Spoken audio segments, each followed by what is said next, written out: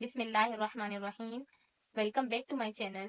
कैसे हो आप सब? उम्मीद है आप सब खैर आफियत से होंगे। आज मैं आप लोग के लिए एक बहुत इंटरेस्टिंग वीडियो लेकर आई हूँ। MTH 603 की मिड टर्म की प्रिपरेशन की वीडियो, जिसमें मैंने करंट पेपर्स भी सॉल्व किए हैं और कुछ पास्ट पेपर भी देखेंगे हम। चले हम बिना टाइम वेस्ट किए सबसे पहले चलते हैं अपने टॉपिक की तरफ। हम देख लेते हैं। यहाँ पे हमारे पास एक पास्ट पेपर है, करंट जो अभी हमारे पेपर्स चल रहे हैं उनमें से एक बच्चे का पेपर है। तो हम ये देख लेते हैं इसमें किस तरह के क्वेश्चन आए हैं, तो हम इसको सोल्व करेंगे। ठीक है, मैं आप लोगों को कंप्लीटली सोल्व करना बताऊंगी और बताऊंगी कि इस तरह आप लोगों ने इस पेपर में अच्छे मार्क्स लेने हैं, अच्छा CGPA आपने गेन करना है। तो चले हम देख लेते हैं। सबसे पहले जो हमारे पास ये जो करंट पेपर है, इसमें हमारे पास क्या क्या दिया हुआ है? MCQs Hina file. ठीक है, 70% 80% हिना फाइल से आए, तो हम हिना फाइल को देखेंगे। ठीक है, और उसके बाद हमारे पास शॉर्ट क्वेश्चन है जिसमें हमारे पास दिया हुआ है right formula Newton forward difference. ठीक है, और इक्वेशन हमारे पास दी हुई है x⁻³ है -2x-5 लाइस इज इनका इंटरवल फाइंड करना था। ठीक है, ये भी मैं आप लोगों को बताऊंगी कि किस तरह आप जो है इंटरवल फाइंड करेंगे। उसके बाद हमारे पास है मैट्रिक्स गिवन, उसको रीअरेंज करना था। ठीक है, मैट्रिक्स का भी मैं आप लोगों को बताऊंगी कि किस तरह से आप इसको अरेंज करेंगे। ठीक है, इसके हम सब्जेक्टिव और ऑब्जेक्टिव पार्ट्स दोनों देखेंगे। ठीक है, उसके बाद हमारे पास क्या है? x+2y+15z = 34.66। और नेक्स्ट हमारे पास इस तरह का क्वेश्चन दिया हुआ था, 3x+12x-4 7x = 74 सम। इस टाइप का कोई क्वेश्चन था। उसके बाद हमारे पास था एक क्वेश्चन 10x, ये मतलब एक ही क्वेश्चन है। ठीक है, इसको आपने सोल्व करना है। ठीक है, ये हमारे पास मैट्रिक्स वाला है। उसके बाद लॉन्ग में हमारे पास गॉसन एलिमिनेशन आया था, फाइंड करना था मैट्रिक्स गिवन ए। कौन सा गिवन था मैट्रिक्स? इसमें AX = B इस फॉर्म की मैट्रिक्स गिवन थी। ठीक है, आप ये देख लीजिएगा एक दफा। चले हम सबसे पहले जो है MCQs देख लेते हैं कि किस तरह के MCQs आए थे। हम हिना की फाइल को देखेंगे। उसके फाइल में कुछ हमारे पास जो है जो रॉन्ग थे उनको भी करेक्ट कर दिया है मैंने, वो भी मैं आप लोग को दिखाऊंगी कि किस तरह से आप लोगों ने इसके करेक्ट मार्क लगाने हैं। ठीक है, तो चले हम देख लेते हैं। सबसे पहले हमारे पास दिया हुआ है sample use in binary system are. तो ये हमारे पास है 0 1 बाइनरी। आप लोगों को पता है बाइनरी, हमारे पास बाइनरी नंबर्स कौन से होते हैं? एक 0 होता है और एक 1 होता है। ठीक है, आप लोग को ये ऑलरेडी पता है इसका। ठीक है, तो ये हमारे पास इसका करेक्ट ऑप्शन है। ठीक है, उसके बाद नेक्स्ट देखते हैं हमारे पास क्या है। Regular falls in regular falsi method, ये हमारे पास बहुत इंपॉर्टेंट है। इसमें हमारे पास एक लॉन्ग जरूर आता है। ठीक है, और MCQs भी काफी आते हैं, 3-4 MCQs इसमें से आते हैं। ठीक है, xn+1। ठीक है, are chosen such that fn(xn) and fxn+1। ठीक है, हैव डैश साइन, तो हमारे पास इसमें हमेशा ऑपोजिट साइन होती है। इसमें हमारे पास यहाँ दिया हुआ है पॉजिटिव, बट ये इसका करेक्ट ऑप्शन नहीं है। ठीक है, ना पॉजिटिव साइन होता है ना नेगेटिव साइन होता है, इसमें हमारे पास होता है ऑपोजिट साइन। ठीक है, तो ये इसका करेक्ट ऑप्शन है। हिना फाइल में हमारे पास पॉजिटिव लगा हुआ था, तो इसीलिए इसका करेक्ट ऑप्शन ये है। इसीलिए मैं आप लोग को समझा रही हूँ ताकि आप लोग ये अच्छी तरह कर लें और आप लोग के मार्क्स पूरे आए। ठीक है, आप लोग ये जो है अपने हैंड आउट से भी देख लीजिएगा अगर आप लोगों को कोई शक हो इसमें, लेकिन इसमें ऑपोजिट आएगा। ये मैंने हैंड आउट से देख कर आप लोगों को बताया है। ठीक है, उसके बाद हमारे पास यहाँ दिया हुआ है maximum number of complex root in an equation of degree 3 are. तो हमारे पास जब डिग्री 3 होगा तो इसका जो है करेक्ट ऑप्शन भी 3 होगा। आप लोग इससे आप अपने माइंड में बिठा लें, जब डिग्री 3 होगा, अगर डिग्री 2 हुआ तो यहाँ पर 2 आएगा। ठीक है, अगर डिग्री 4 हुआ तो यहाँ 4 आएगा, लेकिन यहाँ पे डिग्री 3 है तो यहाँ पे हमारे पास 3 आएगा। ठीक है, अब हमारे पास नेक्स्ट क्वेश्चन है, सॉरी, नेक्स्ट क्वेश्चन हमारे पास है, if x = a is a root of the equation fx = 0 are polynomials of n degree, then x minus a is a factor of fxn by dividing fx by x minus a। ठीक है, we get a polynomial। तो इसका correct option हमारे पास यहाँ दिया हुआ है n, but इसका n करेक्ट ऑप्शन नहीं है। इसका करेक्ट ऑप्शन हमारे पास है n-1। ठीक है, इसका करेक्ट आंसर हमारे पास है n-1। ठीक है, उसके बाद हम नेक्स्ट देख लेते हैं। नेक्स्ट में हमारे पास दिया हुआ है the second method requires dash starting value. Second methods में हमारे पास 2 होती है। ठीक है, 2 मेथड्स रिक्वायर्ड होते हैं। ठीक है, स्टार्टिंग वैल्यू के लिए। अब हमारे पास नेक्स्ट है if S is a symmetric matrix then, अगर एक्स हमारे पास सिमेट्रिक मैट्रिक्स होगा देन हमारे पास S T is equal to S, ये हमारे पास करेक्ट ऑप्शन है। इसमें ऑल आर गिवन दिया हुआ है तो ये हमारे पास करेक्ट नहीं है, ठीक है। तो मैंने इसलिए जिसके ऊपर करेक्ट लिखा है तो ये हमारे पास करेक्ट ऑप्शन है, ठीक है। तो S T is equal to 1। आपका अगर इस तरह का कोई एमसीक्यूज आ गया, ये एमसीक्यूज आता ही रहता है, अगर आपका आ गया तो आप ये मत लगाइएगा क्योंकि ये सारे ऑप्शन नहीं हो सकते इसके करेक्ट, या ऑल आर ट्रू लिखा हुआ है, ये नहीं। इसका करेक्ट आंसर हमारे पास है S T is equal to S, सही है। उसके बाद हम देख लेते हैं नेक्स्ट क्वेश्चन। नेक्स्ट में हमारे पास क्या दिया हुआ है, diagonal dominance of a coefficient matrix is strictly checked in. तो ये हमारे पास जोकोबिस मेथड होता है, ठीक है। तो अगर हम यहाँ से आप लोग देख लें, अगर यहाँ पे डायगोनल डोमिनेंस दिया होगा कोफिशिएंट मैट्रिक्स स्ट्रिक्टली चेक्ड होते हैं उसमें, तो हमारे पास जोकोबिस मेथड होगा, ठीक है। ये हमारे पास इसका करेक्ट आंसर है। नेक्स्ट देख लेते हैं, नेक्स्ट में हमारे पास क्या कह रहे हैं, sufficient condition for converge of the interactive solution to the exact solution is cause Jobis interactive methods। तो ये हमारे पास इसका ये करेक्ट आंसर है, ठीक है। ये देख लें, इसमें से कोई कुछ याद करने वाला नहीं है, ठीक है। नेक्स्ट मूव करते हैं, यहाँ पे हमारे पास जो ग्रेटर का यहाँ पे जो साइन दिया होगा आप लोग जो देख लें उससे आपको पता चल जाएगा, एक ग्रेटर साइन है, एक लेस देन साइन है, एक इज इक्वल टू साइन है, इस तरह के साइन दिए हुए हैं। तो आप लोग देख लेंगे कौन सा करेक्ट है, इसमें ये वाला करेक्ट आंसर है, ठीक है। अब हमारे पास है in Gauss Jordan elements methods that the elements above and below the main diagonals are made in simultaneously। तो इसका हमारे पास 0 आंसर है, ठीक है। नेक्स्ट हम देख लेते हैं converge criterions in relaxations method is given. तो इसका करेक्ट आंसर हमारे पास यही वाला है, ये वही वाला आ गया दोबारा से। तो इसमें हमारे पास क्या है, ये वाला साइन हमारे पास ये करेक्ट है, ठीक है। नेक्स्ट देख लेते हैं इजन वेक्टर्स। इजन वेक्टर्स हमारे पास होते हैं many have positive and negative components. इसमें हमारे पास पॉजिटिव भी होते हैं नेगेटिव भी होते हैं। यहाँ पे बोथ वेक्टर्स एंड स्केलर्स लिखा हुआ है बट ये आंसर रॉन्ग है, ठीक है। हैंड आउट में आपका है, इसमें हमारे पास पॉजिटिव भी हो सकता है इजन वैल्यू और नेगेटिव भी हो सकती है, नेगेटिव कंपोनेंट्स भी हो सकते हैं, ठीक है। पॉजिटिव कंपोनेंट्स भी हो सकते हैं और नेगेटिव कंपोनेंट्स भी हो सकते हैं, ठीक है। आई होप आप लोग को यहाँ तक समझ आ गया होगा। इजन वैल्यूज हमेशा हमारे पास क्या होती है, रियल नंबर्स होते हैं, ठीक है। इजन वैल्यूज हमारे पास क्या होती है, रियल नंबर होती है, ठीक है। ना इवन नंबर्स होते हैं, ना ऑड नंबर्स होते हैं, ना वेक्टर्स होते हैं, ये रियल नंबर होते हैं, ठीक है। Next Jacobi's method is highly recommended for, तो ये हमारे पास रियल एंड सिमेट्रिक मैट्रिसेस होते हैं, रियल एंड सिमेट्रिक मैट्रिसेस होते हैं, ठीक है। उसके बाद हमारे पास है Jacobi's methods for finding the eigen value can be applied. तो इसमें क्या अप्लाइड होते हैं, रियल एंड सिमेट्रिक मैट्रिक्स। तो उसके बाद ये वाला क्वेश्चन हमारे पास ऊपर भी आ गया था, वही दोबारा आया है, ठीक है। तो forward difference operator is defined for, तो ये हमारे पास होता है इक्वल स्पेस एब्सेशन। ये थोड़ा ब्लर है, सही से नजर नहीं आ रहा है, लेकिन ये इसका करेक्ट आंसर है, ठीक है। अनइक्वल नहीं हो सकता, ठीक है, कांस्टेंट नहीं हो सकता, इक्वल होगा, ठीक है। ये हमारे पास क्वेश्चन दिया हुआ है, the error caused by only truncating the series upon to the finite term is called. तो ये हमारे पास अगर यहाँ पे ट्रांजेक्टिंग सीरीज है तो यहाँ हमारे पास ट्रांजेक्टिंग एरर आएगा, ठीक है। तो अगर हमारे पास रिलेटिव सीरीज हुई तो रिलेटिव एरर आता, लेकिन यहाँ पे ट्रांजेक्टिंग की बात की रही तो ट्रांजेक्शन एरर इसका करेक्ट आंसर है, ठीक है। ये वाला इसका करेक्ट नहीं है, ना इनहेरिटेंट एरर इसका करेक्ट आंसर है, ठीक है। इसका करेक्ट आंसर ट्रांजेक्शन एरर है, ठीक है। उसके बाद हमारे पास है Muller's methods required the starting points. तो इसमें हमारे पास हमेशा जो है ना कौन सी स्टार्टिंग पॉइंट्स होती है इसके, इसमें 3 स्टार्टिंग पॉइंट्स होते हैं, ठीक है। उसके बाद हमारे पास क्या है, in Gauss Jordan methods which of the following transformations are allowed. इसमें कौन सी ट्रांसफॉर्मेशन अलाउ होती है, डायगोनल ट्रांसफॉर्मेशन अलाउ होती है, ठीक है। डायगोनल ट्रांसफॉर्मेशन ये आप याद रखिएगा, ठीक है। ना कॉलम ट्रांसफॉर्मेशन अलाउ होती है, ना रो ट्रांसफॉर्मेशन अलाउ होती है, ना स्क्वायर ट्रांसफॉर्मेशन अलाउ होती है, इसमें डायगोनल ट्रांसफॉर्मेशन अलाउ होती है। उसके बाद है symbol use for forward difference is. तो ये हमारे पास है सिंबल, जो फॉरवर्ड का सिंबल होता है वो हमारे पास इस तरह होता है, ठीक है, ऊपर की तरफ मूव कर रहा होता है। और जो बैकवर्ड का होता है ना, ये बैकवर्ड का है, ठीक है। ये वाला आपके पास बैकवर्ड है और ये फॉरवर्ड है, ठीक है। तो ये आप लोग याद रखें, आप लोग को इस तरह भी आ सकता है, यहाँ बैकवर्ड लिखा होगा तो आप लोग इस पर टिक लगाएंगे, यहाँ फॉरवर्ड होगा ऊपर की तरफ होगा तो समझ जाना ये फॉरवर्ड है, तो इस पर टिक लगाए। तो ये फॉरवर्ड का पूछ रहे हैं तो इसीलिए इस पर टिक लगाया, ठीक है। और ये म्यू का है, ठीक है।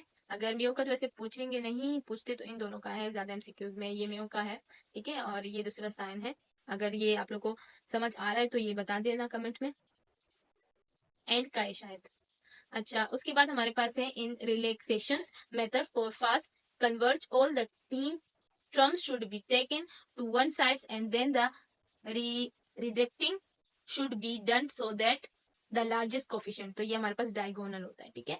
एंड ऑफ द रो नहीं होता, बिगनिंग ऑफ द रो नहीं होता, नॉन ऑफ द गिवन चूजेंस भी नहीं होगा, तो डायगोनल इसका करेक्ट आंसर है। ठीक है, उसके बाद हमारे पास दिया हुआ है गोस सेटल मेथड्स इज देश इन नेचर, तो ये हमारे पास डायरेक्ट होता है। ये डायरेक्ट दिया हुआ है लेकिन इसमें डायरेक्ट नहीं होगा। इसमें कौन सा होता है हमारे पास, ये होता है इंटरेक्टिव। इंटरेक्टिव इसका करेक्ट ऑप्शन है। ठीक है, ये वाला नहीं लगाना, ये वाला लगाना इंटरेक्टिव।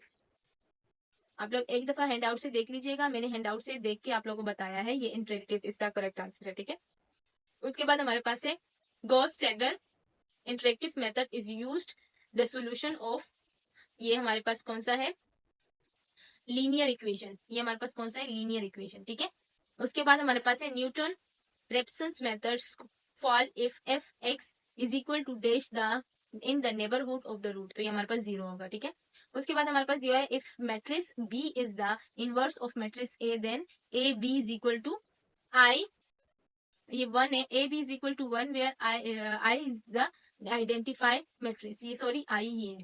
ठीक है, यहाँ पे हमारे पास क्या है, इनवर्स, इनवर्स की बात की जा रही है, तो यहाँ पर हमारे पास आई है। ठीक है, तो A B is equal to I where I is the identify identity matrix, तो आई हमारे पास क्या करता है, मैट्रिक्स को आइडेंटिटी करता है। ठीक है, उसके बाद हमारे पास क्या दिया हुआ है, in can if it can be verified for a matrix A, हमारे पास ये दिया हुआ है 1 2 3 4 5 6 7 8 9 दैट डैश, तो ये हमारे पास क्या होगा, जब इस तरह का हमारे पास क्वेश्चन आ जाता है तो हम उसमें क्या लगाते हैं, इसको वेरीफाई करने के लिए हम लगाते हैं ए की पावर -1 होती है इज इक्वल टू, ये हमारे पास आई के बराबर होता है, यानी इनवर्स के बराबर होता है। आई जो है वो हमारे पास आइडेंटिटी मैट्रिक्स होता है। ठीक है, उसके बाद हमारे पास नेक्स्ट देख लेते हैं, यहाँ हमारे पास क्वेश्चन दिया हुआ है when lambda is the eigen value and the x is the corresponding eigen vectors then dash, तो ये इसका करेक्ट आंसर हमारे पास है A X is equal to lambda X, तो ये हमारे पास जो साइन होता है ना ये वाला, इसको लेमडा कहते हैं। ठीक है, तो ये हमारे पास यहाँ पर लेमडा की बात आ गई है, तो इसमें जो है ना ए एक्स जो है वो हमारे पास बराबर होगा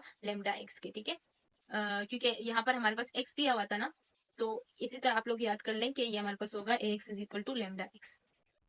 In Jacobi's methods for finding the values, value of theta is found by the formula, तो इसका फॉर्मूला हमारे पास क्या होता है, tan to theta is equal to 2a ij upon a double I minus a double J आएगा। ठीक है, ये इसका करेक्ट फार्मूला है। ठीक है, ये देख लें, इसमें हमारे पास दिया हुआ है आई जे और यहाँ आई जे और यहाँ जे जे दिया हुआ है, ये भी इसी की तरह दिया हुआ है, और यहाँ पर ये वाला प्लस दिया हुआ है, यहाँ माइनस है, तो इसका जो माइनस है ना, इससे आपको अंदाजा होना चाहिए कि जो इसमें इस फार्मूले में हमारे पास माइनस आएगा। ठीक है,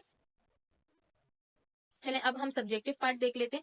सब्जेक्टिव पार्ट में जो क्वेश्चन करवाए हैं वो हाफ है, तो ये आप लोग को समझ नहीं आएंगे, इसलिए इसकी अलग फाइल बनाई है मैंने, तो उससे मैं आप लोग को इसका समझाऊंगी कि किस तरह से सॉल्व किए। ठीक है, find the next approximates using Gauss central interactive method, ये क्वेश्चन दिया हुआ है। ठीक है, और एक ये वाला दिया हुआ है, ये वाला तो आप लोग को आता ही होगा, ये मैंने जो ना सॉल्व नहीं किया, ये मैं आप लोग को इधर सॉल्व करके बता दूंगी कि आप लोगों ने कैसे करना है। ठीक है, यहाँ पे आप 7 दिया हुआ है और यहाँ 10 दिया हुआ है। ठीक है, और इसका बाइनरी इक्विवेलेंट निकालना है, तो हमें पता है बाइनरी इक्विवेलेंट कैसे निकालते हैं हम लोग, जो है ना यहाँ पे हम 70 लिख लेते हैं। ठीक है, 70 हमने लिख लिया इधर।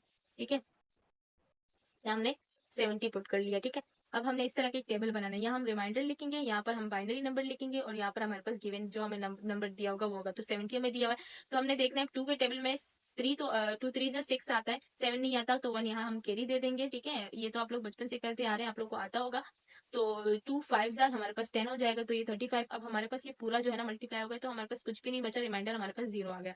अब इसी तरह हमने क्या करना है, दोबारा से हम 35 का करेंगे, तो 2 1 जा 2 आ गया, 1 इधर आ गया, 15 हो गया ये। ठीक है, इसको हमने कैरी दे दिया, तो ये हमारे पास 15 हो गया। अब हमने क्या करना है, 2 के टेबल में हमारे पास 2 7 जा 14 आ गया, और इसको हमने 1 जो है हमारे पास रिमाइंडर बच गया, वो हमने इधर लिख दिया। ठीक है, अब हमने दोबारा करना है, 17 का करेंगे, तो हम लोग क्या करेंगे, 2 के टेबल में हमने एक ही टेबल यूज करना है। ठीक है, जो बाइनरी होगा उसमें 2 टेबल यूज करेंगे। ठीक है, तो हमने क्या करना है, 2 के टेबल से हमने करना है 2 8 जा 16 हो जाएगा, और 1 जो है ना हम इसको रिमाइंडर दे देंगे, क्योंकि यहाँ 17 दिया हुआ है। फिर दोबारा हम करेंगे, तो यहाँ पे हमारे पास क्या है, 2 17 को हमने कर लिया, अब 2 के टेबल में 2 8 जा 16 आ गया, ये तो हमने कर लिया। अब जो है ना 8 का करेंगे, 2 4 जा हमारे पास 8 हो जाएगा, तो कुछ भी नहीं बचा, तो हम 0 रिमाइंडर लगा लेंगे। अब 2 2 जा हमारे पास 4 हो जाएगा, तो हमारे पास 0 रिमाइंडर बच गया। अब 2 1 जा 2, अब यहाँ से हमारे पास ये थोड़ा सा कटा हुआ है, इसलिए मैं यहाँ पे लिख लेती हूँ, क्योंकि हमने यहाँ से इसका आंसर निकालना है। यहाँ पे हमारे पास 0 आएगा। ठीक है, यहाँ 0 आएगा, यहाँ 1 आएगा। ठीक है, अब हमने क्या करना है, अभी हमने यहाँ से इसका आंसर लेना है। ठीक है, ये हमारे पास 1 है, समझो ये हमारे पास 1 दिया हुआ है। ठीक है, और यहाँ पे हमारे पास 0 दिया है। इसको 10 मत समझना, ये मैंने इस लाइन को पूरा किया है, ठीक है, ये मैंने इस लाइन को पूरा किया है जो हमारे पास टेबल में लाइन बनी है। अब हमने क्या करना है, इसका आंसर हमारे पास क्या है, इसका आंसर हमारे पास यहाँ से स्टार्ट होगा, ठीक है, 1 0 0 0 1 1 0, ये हमारे पास इसका पूरा आंसर है, ठीक है, यहाँ से। लेकिन स्टार्ट यहाँ इस तरफ से हुआ है, यहाँ मैं लिख लेती हूँ क्योंकि यहाँ मुझसे ना इससे लिखा नहीं जाता, यहाँ मैं लिख लेती हूँ। इसका आंसर हमारे पास आया 1 0, यहाँ 1 था ना, 1 0 1 1 0 0 0 1 1 0, ये हमारे पास इसका आंसर आया है, ठीक है। और यहाँ हम छोटा सा जो है ना, यहाँ छोटा सा इसके नीचे आप लोग 2 लिख लेना, ठीक है। मैं अभी जो है दोबारा से ये ले लेती हूँ, छोटा सा इसके नीचे छोटा सा 2 लिख लेना। आप लोग का मुझसे लिखा नहीं जा रहा है इससे, वरना मैं लिख के दे देती आप लोग। मैं ऐसे करती हूँ, वर्ड में आप लोग को लिख के दे देती हूँ। देखिए यहाँ मैंने आपको सॉल्व करके दे दिया है, यहाँ पे आप लोग को 70 दिया हुआ है, इस तरह से आप लोग करेंगे, 2 के टेबल से करेंगे, ठीक है। और यहाँ पे जो है ना हमारे पास आंसर यहाँ से स्टार्ट होगा 1 0 0 0 0 1 1 0, ठीक है, ये यहाँ लिख के। और हमने कौन से टेबल के साथ किया, 2 के टेबल के साथ किया है तो 2 आ जाएगा, ठीक है। ये 2 ऊपर नहीं आएगा, 2 इसके नीचे आएगा, ठीक है। सॉरी, ये गलती हो गई मुझसे, ये जो ना यहाँ से हम 2 लिखेंगे। ये टेबल बनाना तो आप लोग को आता ही होगा, आप लोग यहाँ से जाएंगे, पेपर में आप लोग का जो है ना MS वर्ड अलाउ होता है, तो आप MS वर्ड में बना सकते हैं। यहाँ से जाके आप लोग यहाँ से सेलेक्ट कर लें 3, तो हमारे पास इस तरह आके यूं कर लीजिएगा, ठीक है, यूं 3 रोज कॉलम्स को सेलेक्ट कर लीजिएगा और फिर उस तरह आप लोग इसका टेबल बना लीजिएगा, ठीक है। आई होप आप लोग को समझ आ गया होगा ये क्वेश्चन किस तरह करना है। और अब हम चलते हैं अपने नेक्स्ट क्वेश्चन की तरफ। नेक्स्ट क्वेश्चन में हमारे पास क्या दिया हुआ है, एवल्यूट 12 बाय न्यूटन फार्मूला। इसमें हमारे पास 12 जो है न्यूटन फार्मूला, हमारे पास ये क्वेश्चन दिया हुआ है। हमने क्या करना है, सेंस हमारे पास जब ये 12 आ रहा है ना, तो 12 के ऊपर रूट है, ठीक है। तो हमने क्या करना है, ऐसे 2 नंबर लेने हैं जिसको मल्टीप्लाई करें तो हमारे पास 12 आए। तो हम 3 और 4 को जब मल्टीप्लाई करते हैं तो हमारे पास 12 आते हैं, 3 4 से 12 आता है। तो 3 का जो है हमारे पास, जब हम इसको इसका रूट लेते हैं, 9 का रूट लेते हैं तो हमारे पास 3 आता है, ठीक है। तो 3 3 से 9 आता है, तो उसके रूट हटाएंगे तो हमारे पास 3 आ जाएगा, ठीक है। इस तरह हम 4 को जो है ना, 4 हमारे पास क्या है, 16 है। इसका 16 का रूट जब हम लेते हैं, रूट जब हम लेंगे तो हमारे पास 4 का जब रूट लेंगे तो हमारे पास 16 आएगा, ठीक है। तो इस तरह आप लोगों ने ये लिख लेना है। और उसके बाद हमारे पास क्या करना है, वी टेक, हमने पहले सबसे पहले हमने क्या करना है, जो हमारे पास 3 और 4 है ना, इनको हमने प्लस करना है, ये हमारे पास फार्मूला है, ठीक है। हमने 3 और 4 को प्लस करके उसको जो है ना 2 के साथ डिवाइड करना होता है, ठीक है, ये हमारे पास फार्मूला होता है। तो हमारे पास क्या है, एक्स एक्स नॉट हमारे पास है 3, जो हमारे पास यहाँ दिया हुआ था 3 और यहाँ दिया है 4, ये हम इन दोनों का प्लस करेंगे तो 3 और 4 हमारे पास क्या आएगा, 3 4 हमारे पास 7 हो जाते हैं। और उसके साथ हम 2 को डिवाइड करेंगे तो हमारे पास 3.5 इसका आंसर आएगा। मैं आप लोगों को कैलकुलेटर में करके दिखाऊंगी साथ साथ, ताकि आप लोग को आसानी हो और आप लोग साथ साथ सोल्व करते जाएं, ठीक है। हमारे पास क्या है, 3 प्लस 4 डिवाइडेड बाय हमारे पास क्या है 2, ठीक है। अब हमारे पास इसका आंसर आएगा 3.5, ठीक है, ये देखें 3.5 इसका आंसर आ गया हमारे पास। ये आप लोगों को समझ आ गया होगा। अब हमने क्या करना है, x1, यहाँ तक हमारे पास x नोट की वैल्यू आ गई, x नोट की वैल्यू हमारे पास आई 3.5। अब हमने x1 की वैल्यू निकालनी है। x1 की वैल्यू निकालने के लिए हम लोग, हमारे पास एक फार्मूला होता है जिसको हम, जो हमारे पास यूं होता है 1/2 x not plus n/x not, ठीक है, ये हमारे पास x1 का फार्मूला है। तो हमने क्या करना है, x 1/2 जो है हमारे पास इधर आ जाएगा, x नॉट की वैल्यू हमारे पास ऊपर आएगी, आई थी 3.5, वो हमने यहाँ लिख ली। और n की जगह हमारे पास क्या था, जो हमारे पास क्वेश्चन में दिया था 12, वो हमारे पास n की जगह 12 आ जाएगा, ठीक है। और उसके बाद हमारे पास एक्स नॉट की वैल्यू हमारे पास जो यहाँ पे आई थी 3.5, वही वैल्यू यहाँ भी लिखेंगे और यहाँ भी लिखेंगे, क्योंकि यहाँ भी एक्स नॉट है, यहाँ भी एक्स नॉट है, ठीक है। अब हमारे पास यहाँ तो एक्स 3.5 आ गया, सही है। अब यहाँ कुछ नहीं है, नीचे इसके नीचे कुछ नहीं है, तो इसका मतलब ये है कि इसके नीचे 1 है। तो जब इसके नीचे 1 है तो हमने क्या करना है, नीचे वाले का हम हमेशा, जब हमारे पास ऊपर प्लस या माइनस की वैल्यू दी जाती है ना बेटा, तो हम नीचे क्या करते हैं, हम नीचे उसका एलसीएम निकालते हैं, ठीक है। तो हम एलसीएम जब निकालेंगे 1 और 3.5 का, जब हम एलसीएम निकालेंगे तो उसका इजी तरीका ये होता है कि हमारे पास जो ये सामने सामने नंबर दिए होते हैं उनको हम मल्टीप्लाई कर देते हैं। तो हमारे पास 3.5 और 3.5 को जब हम मल्टीप्लाई करेंगे, यहाँ मैं आपको कैलकुलेटर से करके दिखाऊंगी, क्योंकि बच्चे कहते हैं कि ये जो है इसमें फाइल्स में कुछ दिया होता है, हम लोग सोल्व करते हैं तो कुछ आंसर आते हैं, इसलिए मैं साथ में आप लोग को सोल्व करना भी सिखाऊंगी कि किस तरह से आप लोगों ने इसको सोल्व करना है। 3.5 मल्टीप्लाई बाई 3.5 हमारे पास आंसर आ गया 12.25, ठीक है। 12.25 आने के बाद हमने क्या करना है, 12.25 आने के बाद हमने जो है ना प्लस करना है इसको इस नंबर के साथ, 12 जो हमारे पास दिया हुआ ना इसके साथ हमने इसको प्लस करना है। तो प्लस लगाऊंगी अब मैं, प्लस 12, ठीक है, 12 लगा लिया, 24.25 आ गया। अब मैंने क्या करना है, अब मैं मेरे पास जो है ना नीचे जो एलसीएम में दिया हुआ था 3.5, इसको जो है ना अब मैंने डिवाइड करना है इसके साथ, divided by 3.5। You got my point. अब मेरे पास जो है ना, अब मेरे पास वैल्यू आई है 6.928। ठीक है, इस तरह की हमारे पास वैल्यू आ गई है। अब मैंने क्या करना है, ये हमारे पास इसकी वैल्यू आ गई है, लेकिन अभी मेरे पास आंसर बाकी है। अब मेरे पास क्या आंसर बाकी है, मैं दिखा देती हूँ। अभी मेरे पास 1/2 बाकी है। ठीक है, ये तो मैंने सॉल्व कर लिया जो ब्रैकेट में दिया हुआ था। जो ब्रैकेट के बाहर था उसको भी तो करना है ना। अब हमने क्या करना है, अब हमने मल्टीप्लाई लगाना है और 1 डिवाइडेड बाय 2।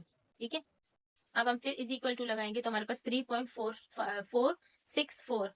ये देखें, इसका आंसर हमारे पास आ जाएगा 3.4643। ठीक है, ये हमारे पास इसका आंसर आ गया। अब हमने क्या करना है, ये हमारे पास x1 की वैल्यू निकल आई है, x0 की x1 की वैल्यू निकल आएगी। अब x2 की वैल्यू निकालनी है, तो x2 की वैल्यू भी बिल्कुल इसी तरह फार्मूला लगेगा। x0 की जगह हमारे पास x1 की वैल्यू लगेगी। अगर हम x3 मालूम करेंगे तो x2 की वैल्यू लगेगी। ठीक है, अगर हमें जितने मालूम करने होंगे ना उतने हमारे पास एक नंबर पीछे आ जाएगा। ये 1 मालूम करना है तो 0 लिखा है, सही है। 2 मालूम करेंगे तो 1 लिखेंगे। अब हमने इसी तरह फार्मूला लगा लेना, यहाँ पे अगर लगाना हो तो लगा लेना, वरना डायरेक्ट आप सोल्व कर सकते हैं इसको। तो यहाँ पे हमारे पास जो आंसर आया था ना उसको हमने इधर लिख लिया, इधर भी पुट कर लिया, इधर भी पुट कर लिया। यानी यहाँ पे जैसे हमने x0 की वैल्यू 3.5 पुट की थी, इसी तरह हम जो है ना x1 की वैल्यू हमारे पास ये जो आई है हमारे पास वैल्यू, इसको हमने इधर भी पुट कर लिया, इधर भी पुट कर लिया, और 12 का 12 आ गया। ठीक है, अब हमने उसी तरह जिस तरह मैंने आप लोग को वो सिखाया था कि आप लोग ने नीचे जो है ना कुछ नहीं है तो इसका मतलब नीचे 1 है, तो आपने इन दोनों को मल्टीप्लाई करना है, फिर इसके साथ प्लस करना है, फिर डिवाइड करना है। आप लोग को मैं दोबारा से बताऊं या आप लोग खुद कर लेंगे, आप लोग खुद भी ट्राई करें। ये वाला चलो मैं आप लोग को बता दूंगी, लेकिन ये नीचे वाला आप लोगों ने खुद ट्राई करना है। ठीक है, चले अब हम देख लेते हैं इस वैल्यू। हमारे पास वैल्यू क्या दी है, 3.4643। 3.4643। अब हमने क्या करना है, मल्टीप्लाई बाय इसी वैल्यू को दोबारा लिखेंगे, 3.4643। हमारे पास यहाँ तक हो गया। अब हमने क्या करना है, +12। ठीक है, +12 कर लिया। अब हमने क्या करना है, अब हमने डिवाइड 3.4643।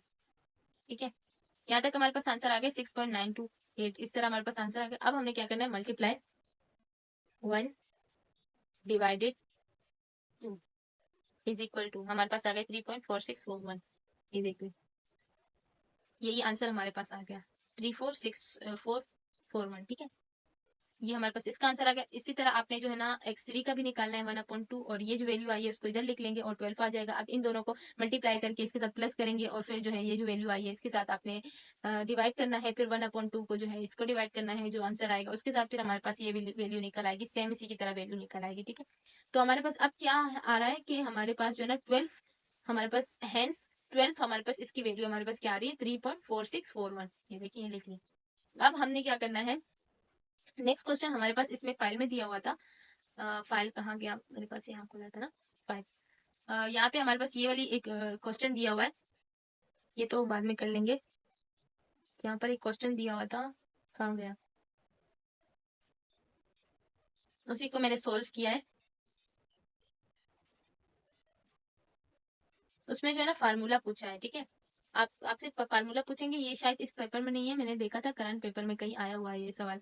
तो ये इसमें हमारे पास पूछ रहे हैं कि right Newton forward difference formula for interpolation.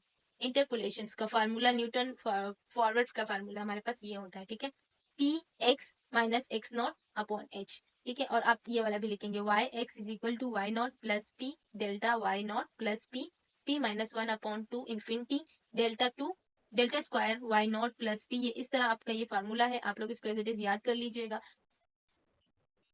चले हम अब नेक्स्ट क्वेश्चन की तरफ चलते हैं। नेक्स्ट क्वेश्चन हमारे पास दिया हुआ है, construct a forward difference table from the following value of X and Y. ठीक है, ये हमारे पास एक वैल्यू दी हुई है, एक्स की वैल्यू ये है और वाई की वैल्यू ये है। ये बहुत इंपॉर्टेंट क्वेश्चन है, ये बच्चों का बार बार आ रहा है, रिपीट हो रहा है ये क्वेश्चन, लेकिन वैल्यूज चेंज दे रहा है। ठीक है, किसी में आपसे वाई की वैल्यू पूछेंगे, किसी में आपसे एक्स की वैल्यू पूछेंगे। ठीक है, लेकिन आप लोग ने जो है ना इसको ध्यान से ये इसकी प्रैक्टिस करनी है, ताकि ये वाला क्वेश्चन अगर आपका आए 5 नंबर का तो आप लोग इसको अच्छी तरह कर लें और आपके पूरे मार्क्स आ जाए, क्योंकि ये बहुत ईजी क्वेश्चन है। लेकिन ये है कि आप लोग को थोड़ा सा समझना पड़ेगा इसको। ठीक है, अगर आप लोग मेरी ये वीडियो पूरी देख लेते हैं तो इंशाल्लाह आप लोग की कंप्लीट प्रिपरेशन हो जाएगी इस सब्जेक्ट की। तो हमारे पास क्या है, construct a forward difference table from the following value of X and Y. तो हमारे पास एक्स की वैल्यू ये है और वाई की वैल्यू ये है, तो हमने एक्स की वैल्यू यहाँ पुट कर ली और वाई की वैल्यू यहाँ पुट कर ली, जैसे हमें दी हुई थी उसी तरह हमने पुट कर ली, ठीक है। अब हमने क्या करना है, अब ये वाली जो है ना रोज, इसको आप लोगों ने ऐसे ही लिख लेना है, ठीक है। रफली आप लोग लिख लें कि हमारे पास ये है डेल्टा वाई, डेल्टा 2 वाई और डेल्टा 3 वाई, डेल्टा 3 वाई और डेल्टा 4 वाई, इस तरह आप लोग लिख लेना। और उसके बाद हमने क्या करना है, अभी हमने क्या करना है, अब हम इसके आंसर्स निकालेंगे। जब तक हमारे पास रिमाइंड जीरो नहीं आएगा ना, तब तक हम इसके आंसर्स निकालते जाएंगे, ठीक है। तो हमारे पास क्या है, इन दोनों को जब हम माइनस करते हैं 0.01 माइनस 0.42, इनको हम माइनस करते हैं तो हमारे पास ये आंसर आएगा, ठीक है। मैं आप लोगों को यहाँ कैलकुलेटर से करके भी दिखाऊंगी ताकि आप लोगों को जो है ना प्रॉब्लम ना हो बाद में पेपर में। तो ये देखें, तो मैं इसको क्लियर कर लेती हूँ। 0. आपको क्या क्वेश्चन दिया हुआ है, 0.01, 0.0, 0.301 है, 0.301 माइनस, उसके बाद हमारे पास सेकंड में क्या आंसर क्वेश्चन दिया, ये क्या दिया हुआ है, 0.342, 0.34, 0.342, ठीक है। माइनस कर दिया, हमारे पास आया 0.041, ये हमारे पास इसका आंसर आ गया 0.041, ये देख लें यहाँ पे मैंने लिख लिया। इसी तरह मैं इन दोनों को माइनस किया ना, इसको मैंने माइनस किया और इसको मैंने माइनस किया, इसमें से मैंने इसको माइनस किया तो मेरे पास 0.041 आ गया। अब मैंने क्या करना है, उसका जो यहाँ पे जो है ये वाला जो है ना, अब इसके साथ मुझे इसको माइनस करना है। अब इन दोनों को जब मैं माइनस करूंगी ना तो 0.038 आंसर आ जाएगा मेरे पास। फिर इसको जो है ना मैं दोबारा से जो है ना, इसको मैंने इसके साथ माइनस कर लिया, ये आंसर आ गया। अब इसको मैंने इसके साथ माइनस करना है, ठीक है। इसको जब मैं इसके साथ माइनस करूंगी तो मेरे पास 0.035 आंसर आ जाएगा। अब मैं इसको जो है इसके साथ माइनस करूंगी, 0.415 को माइनस करूंगी 0.447 के साथ, तो मेरे पास आंसर आ जाएगा 0.032। जब तक मैं माइनस करती जाऊंगी जब तक मेरे पास रिमाइंडर जीरो ना आए। तो अब मैंने क्या करना है, ये मेरे पास इसके आंसर्स आ गए हैं वाई, डेल्टा वाई के। अब मैंने डेल्टा 2 वाई के आंसर्स निकालने हैं। अब मैंने क्या करना है, अब मैंने इन दोनों को माइनस करना है, इसमें से इसको माइनस करना है, तो मेरे पास ये आंसर आएगा, सही है। 0.041 को मैंने 0.038 के साथ माइनस किया तो मेरे पास आंसर आया 0.003। एक दफा मैं आप लोग को करके भी दिखा दूंगी, आप लोग कोई कंफ्यूजन ना हो, आप लोग को ये ना लगे अब हमारी प्रिपरेशन सही नहीं होगी, पता नहीं आंसर पूरे आएंगे, सही आएंगे नहीं आएंगे, इसलिए मैं आप लोग को करवा रही हूँ। 0.041 है ना, 0.041 माइनस, आंसर आगे क्या है, 0.3, 0.038,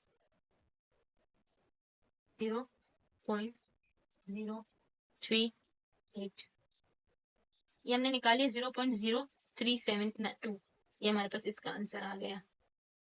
कहाँ है ये, ठीक है। हमने इसमें से इसको माइनस किया तो हमारे पास ये आंसर आ गया। अब इसमें से इसको माइनस करेंगे तो ये आंसर आएगा, इसमें से इसको माइनस करेंगे तो हमारे पास ये, यानी ये इस तरफ से जाएगा, ठीक है। यानी इसको इससे पहले माइनस करना है, फिर इसको इससे माइनस करना है, फिर इसको इससे माइनस करना है, फिर इसको इससे माइनस करना है, ठीक है।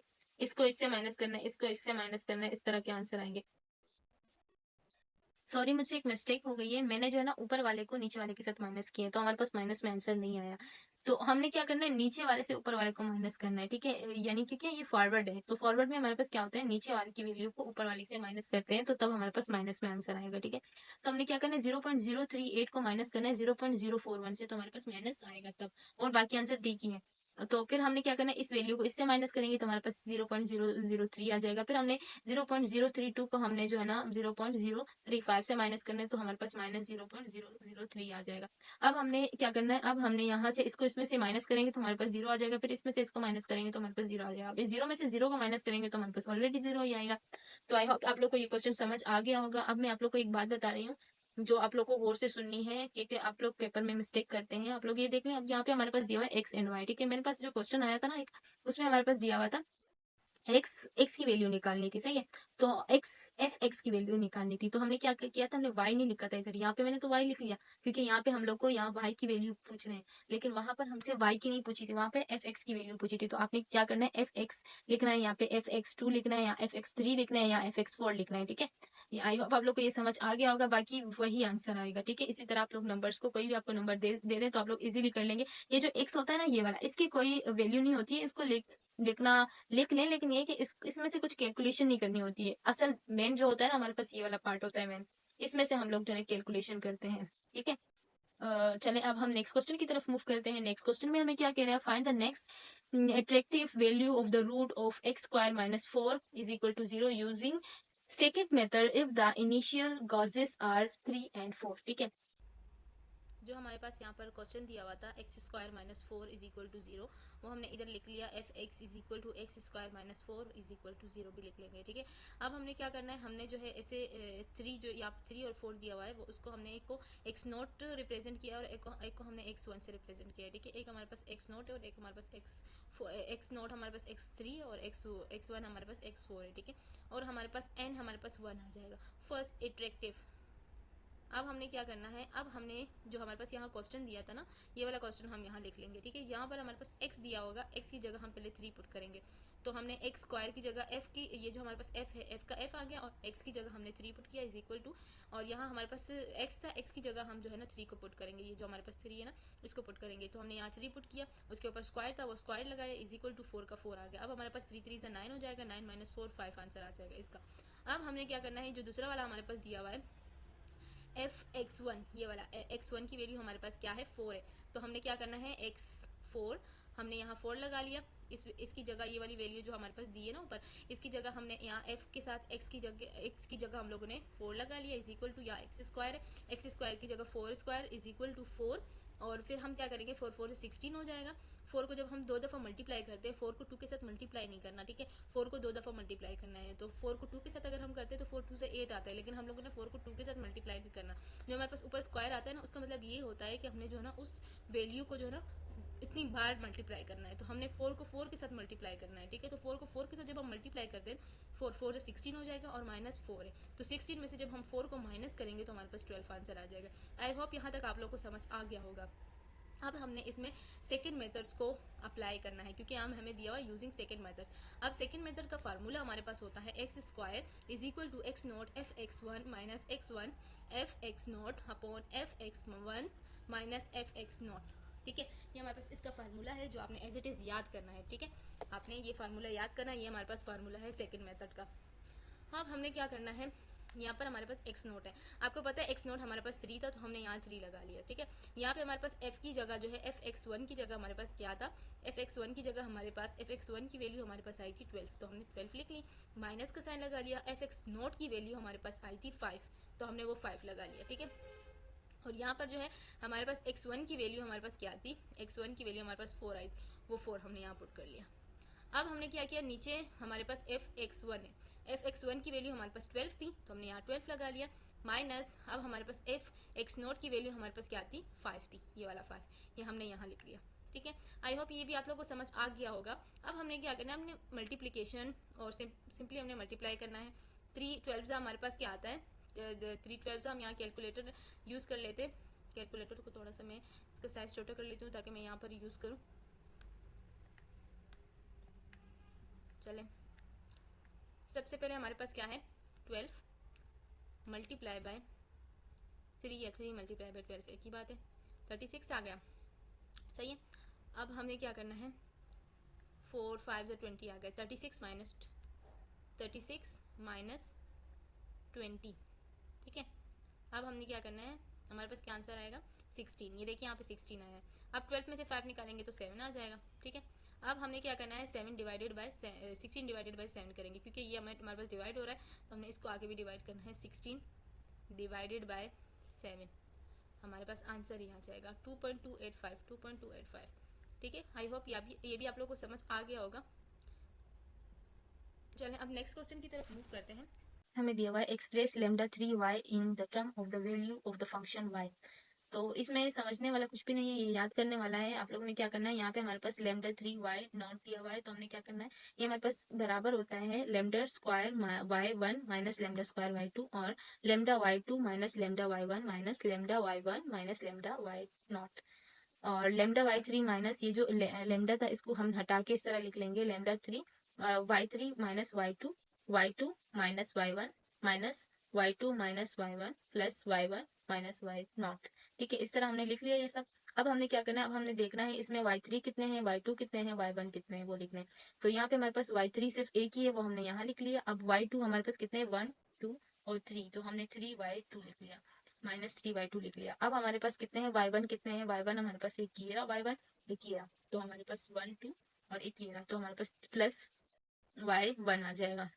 अब हमारे पास y0 हमारे पास कितने हैं, y0 हमारे पास कितने हैं, y0 हमारे पास सिर्फ एक ही है, तो हमने -y0 लगा लिया। ठीक है, आई होप ये आप लोग को समझ आ गया होगा। अब हम क्वेश्चन नेक्स्ट क्वेश्चन की तरफ मूव करते हैं। नेक्स्ट क्वेश्चन में हमें क्या कह रहे हैं, solve the following system of equations by Jacobi's interactive method to 3 decimal places up to 1 interactions. हमारे पास ये दिया हुआ है 83x + 11y - 4z = 95। और नेक्स्ट हमारे पास दिया हुआ है 75 + 52y + 13z = 104। और थर्ड हमारे पास दिया हुआ है 3x + 8y + 229z = 71। इसी तरह हम ये लिख लेंगे। अब हमने क्या करना है, जो हमारे पास x है, सबसे पहले हमने ये जो x है ना, इसको हमने x, y और z इन तीनों की वैल्यूज निकालनी है। तो हम कैसे निकालेंगे इनकी वैल्यूज, हमने ये जो 95 है ना, ये हमारे पास इस साइड आ जाएगा। जब ये इस साइड आएगा तो हमारे पास क्या हो जाएगा, 95 ऊपर लिख लेंगे, और x की वैल्यू जो होगी वो हम जो है ना नीचे लिख लेंगे। हर एक के नीचे हम x की वैल्यू लिखेंगे। जो 83 हमारे पास x की वैल्यू दी है ना, वो हम इसके नीचे भी लिख लेंगे। और फिर हम जो है ना ये दूसरा वाला जो है, जब ये इस साइड आ गया तो इसका साइन चेंज हो गया, सही है, यहाँ माइनस हो जाएगा। 11 के नीचे भी हम जो है 80 x की वैल्यू लिखेंगे 83, और y आ जाएगा प्लस हमारे पास क्या है, z की वैल्यू हमारे पास 4 है, 4 लिखेंगे। अब हमारे पास x की वैल्यू क्या है, 83, ये हम लिख लेंगे 4/83 और z आ जाएगा।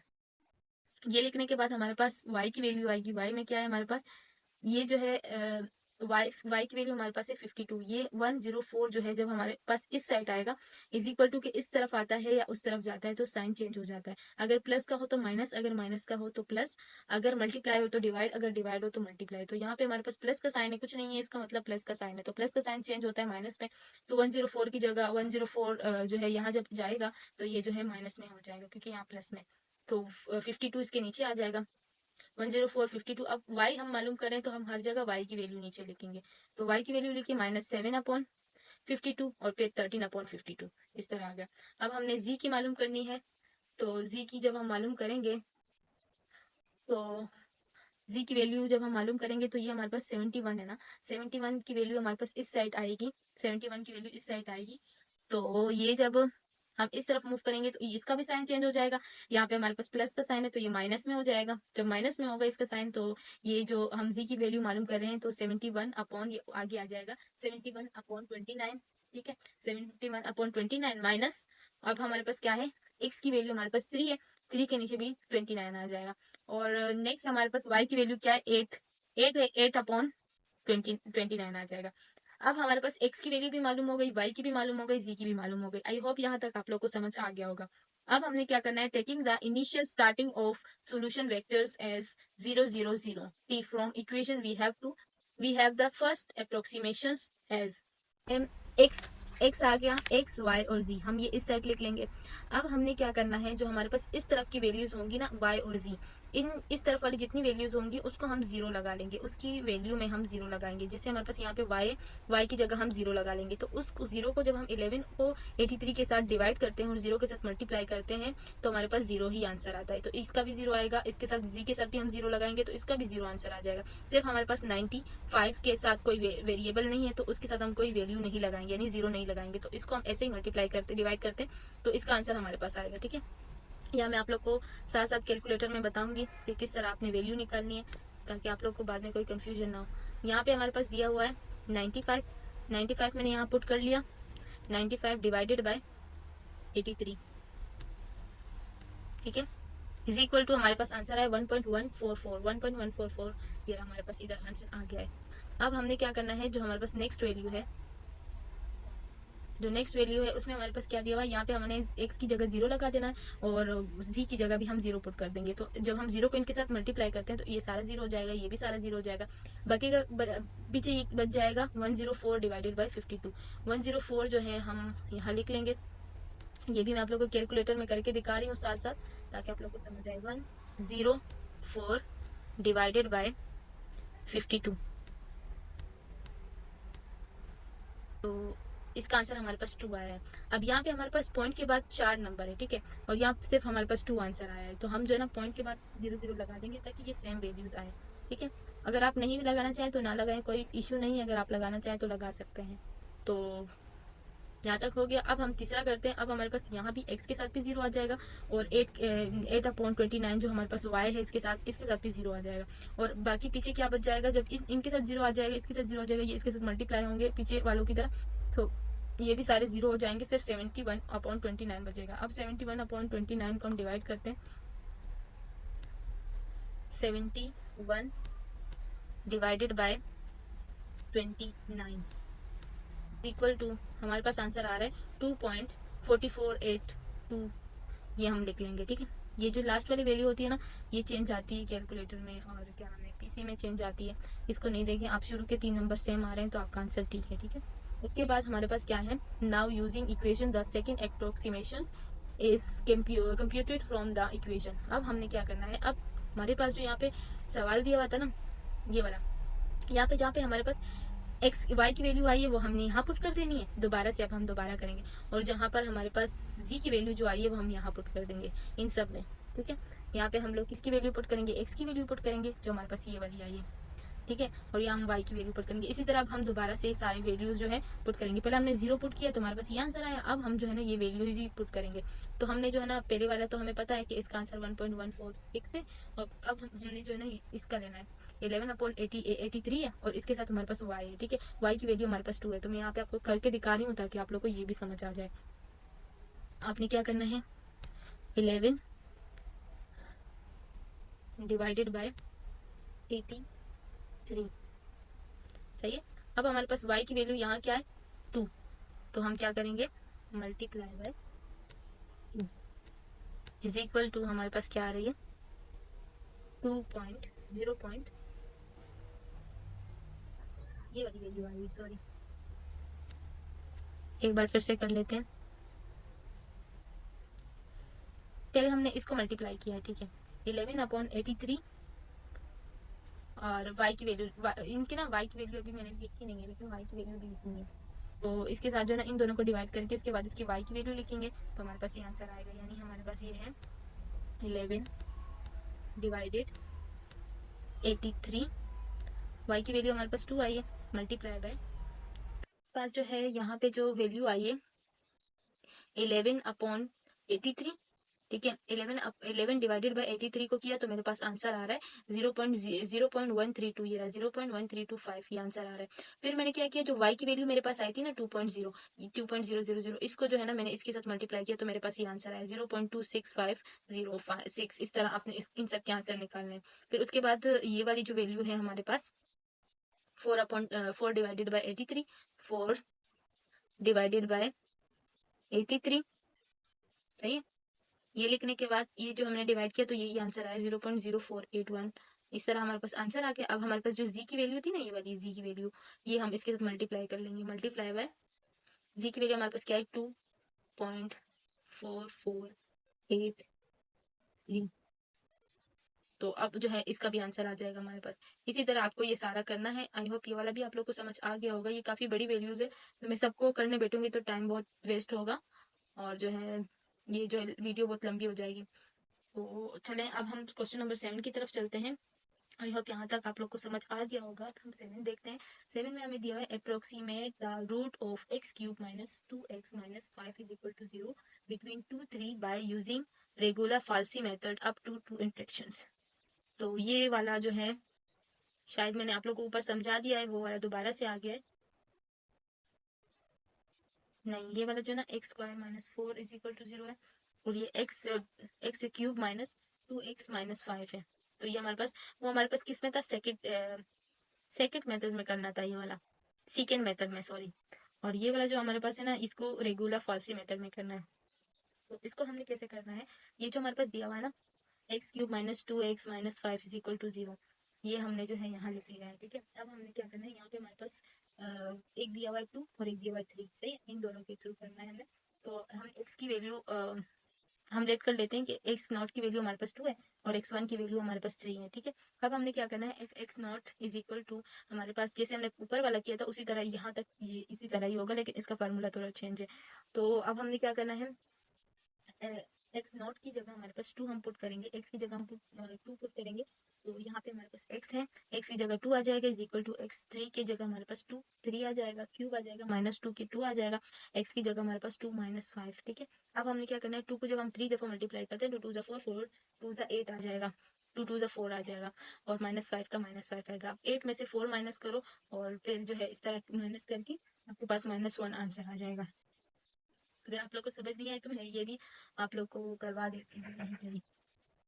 ठीक है, 8 -4 -5, ठीक है, -1 देख लें आप, -1 आंसर आ गया। इसी तरह आपने x1 जो है x1 की वैल्यू हमारे पास क्या दी है, 3 दी हुई है, तो हमने जो है इसकी जगह x की जगह हमने अब 3 वैल्यू पुट करनी है, तो यहाँ हम 3 की वैल्यू पुट करेंगे। x की जगह हम 3 की वैल्यू पुट कर लिया इज इक्वल टू यहाँ x है, x की जगह 3 की वैल्यू पुट कर लिया, ऊपर क्यूब आ गया -2 और x की जगह 3 और -5। अब हम इसको करेंगे 3 3 ज़ा 9 9 3 ज़ा 27 -2 3 ज़ा 6 -5, तो इन सबको माइनस प्लस करके इसके बाद हमारे पास ये 16 आंसर आ जाएगा। अब हमने फार्मूला पुट करना है। अब हमारे पास क्या है, रेगुलर फॉल्सी मेथड का फर्स्ट इंट्रैक्शन हमारे पास है x2 is equal to x1 minus x1 minus x0 upon x1 minus fx1 minus fx0 fx1, ये हमारे पास इसका फार्मूला है। ठीक है, ये आप लोग अच्छी तरह याद कर लें। आप लोगों को पता होना चाहिए कि सीकेंड मेथड का और रेगुलर फॉल्सी मेथड का क्या क्या फार्मूला है, क्योंकि ये दोनों तकरीबन सेम है, थोड़ा थोड़ा इसमें डिफरेंस है। तो यहाँ पे हमारे पास अब हम जो है ना इसमें वैल्यूज पुट करेंगे, x2 का x2 आ जाएगा, x1 हमारे पास 3 था तो हमने यहाँ 3 पुट कर दिया, माइनस का साइन, x1 की जगह हमारे पास 3 आ जाएगा और x2 की जगह हमारे पास x1 की जगह हमारे पास क्या आएगा, 2 आ जाएगा। और यहाँ पे हमारे पास fx1 दिया हुआ है तो fx1 की जगह हमारे पास 16 आंसर आया, तो 16 लिख लिया, और माइनस f0 जो है ना, f0 जो था उसका आंसर हमारे पास -1 आया था तो -1 लिख लिया, और ये जो फार्मूले का माइनस था वो एज इट इज लगा लिया, और यहाँ fx1 का आंसर हमारे पास 16 था वो इस साइड लिख लिया। अब हमने क्या करना है, 3 माइनस 16 अपॉन 17, अब ये हमारे पास आ गया। अब हमने क्या करना है, इसको मल्टीप्लाई और डिवाइड करके आपके पास 2.058 आ जाएगा। अब जो है हमारे पास जो क्वेश्चन दिया हुआ था ना यहाँ पे, ये वाला जो क्वेश्चन दिया हुआ था, इसी इसी में ना आपने पहले ये 2 की वैल्यू पुट की, फिर आपने 3 की वैल्यू पुट की, अभी आपके पास जो आंसर आया ना आपने वो पुट करना है। अब हमारे पास 2.058 आंसर आया, अब उसी क्वेश्चन में हमने ये पुट करना है, एक्स क्यूब है तो एक्स क्यूब की जगह हमने जो है ना ये वैल्यू पुट की 2.058 और क्यूब लगा दिया -2 2.8, 2 का 2 आ गया और x की जगह हमारे पास 2.058 आ गया, -5 का 5 आ गया।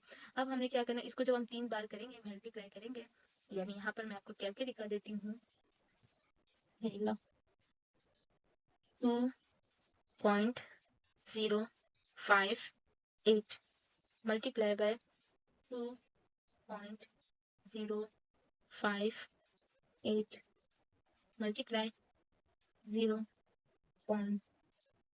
2.058, सही है, 3 बार कर लिया हमने, 8.716 इस तरह आंसर आ गया। अब उसके साथ मैंने ये जो है इसको मल्टीप्लाई करना है, 2.2 को मल्टीप्लाई करना है 2.058 के साथ, उस आंसर के साथ इसको माइनस करना है, फिर उसके साथ -5 करना है, तो हमारे पास आंसर आएगा -0.695। अब हमारे पास ये आंसर आ गया। अब हमने क्या करना है, अब हमने यही वाला फार्मूला दोबारा लगाना है। दोबारा कैसे लगाएंगे, हमारे पास यहाँ पे जो है ना x2 था, अब हमारे पास x3 आएगा, x3 यहाँ पे आएगा तो ये जो है ना, क्योंकि हम सेकंड इंट्रैक्शन कर रहे हैं, अब x3 आएगा तो x3 को जब हमने मालूम करना होगा तो उसका फार्मूला हमारे पास इसी तरह होगा, लेकिन यहाँ पे x1 जहाँ पे वहाँ पे x2 लगाएंगे हम, यहाँ पे भी x2 लगेगा, यहाँ पे x2 लगेगा, और यहाँ पे x0 जहाँ पे 0 लिखा है x की जगह x1 लग जाएगा। ठीक है, बाकी उसी तरह ही होंगे, लेकिन जहाँ x1 होगा वहाँ x2 लगाएंगे और जहाँ पर x2 होगा वहाँ x1 लगाएंगे। तो यानी हमने जब 3 का मालूम करना होगा तो हम 2 वाला लगाएंगे, अगर हमने 2 का मालूम करना होगा तो हम 1 वाला लगाएंगे, 1 0 लगाएंगे। ठीक है, और अगर हमने 3 का मालूम करना है तो हम 2 और 1 लगाएंगे, अगर हमने 3 का मालूम करना होगा तो हम 4 का मालूम करना होगा तो हम क्या करेंगे, 3 लगाएंगे, 3 और 2 लगाएंगे, इस तरह फार्मूला आएगा। तो अभी जो है हम क्या करेंगे, यहाँ पे हमारे पास होगा ये जो हमारे पास आंसर आया था ना, वही आंसर हम अब यहाँ पुट करेंगे। यहाँ पर हम पहले जो है ना x2 की वैल्यू लिखेंगे, x2 की वैल्यू हमारे पास क्या थी, ये वाली वैल्यू थी, यानी हमने यहाँ लिख ली, माइनस ये वाली वैल्यू लिख ली, माइनस x1 की वैल्यू हमारे पास 3 थी वो हमने लिख ली। अब हमने क्या किया, अपॉन x2 की वैल्यू हमारे पास अब ये आई है, fx की वैल्यू ये हमने लिख ली, और यहाँ पे हमारे पास जो है fx1 की वैल्यू हमारे पास 16 थी जो ऊपर हमें दी हुई थी, 3 और 16 जो हमारे पास आंसर में आई थी, ये देखो ये हमने लिख ली। अब जो है हमने क्या करना है, अब हमने इसको माइनस प्लस करके इसको डिवाइड करके हमारे पास आंसर आ जाएगा 2.018। ठीक है। आई होप आप लोग को मेरी वीडियो अच्छी लगी होगी और मेरी वीडियो से आप लोग की काफ़ी प्रिपरेशन हो गई होगी। और मेरी दुआ है कि आप सब कामयाब हो जाएं और आप सबके अच्छे मार्क्स आएँ हर सब्जेक्ट में और इस सब्जेक्ट में स्पेशली। और मैं आप लोग के लिए इसी तरह और वीडियोस भी लाती रहूँगी, इसीलिए आप लोग मेरे चैनल को सब्सक्राइब करें और मेरी वीडियोस को लाइक करें ताकि आप लोग को मेरी आगे आने वाली सारी वीडियोस मिलती रहें। और अपना बहुत सारा ख्याल रखें। अल्लाह हाफ़िज़।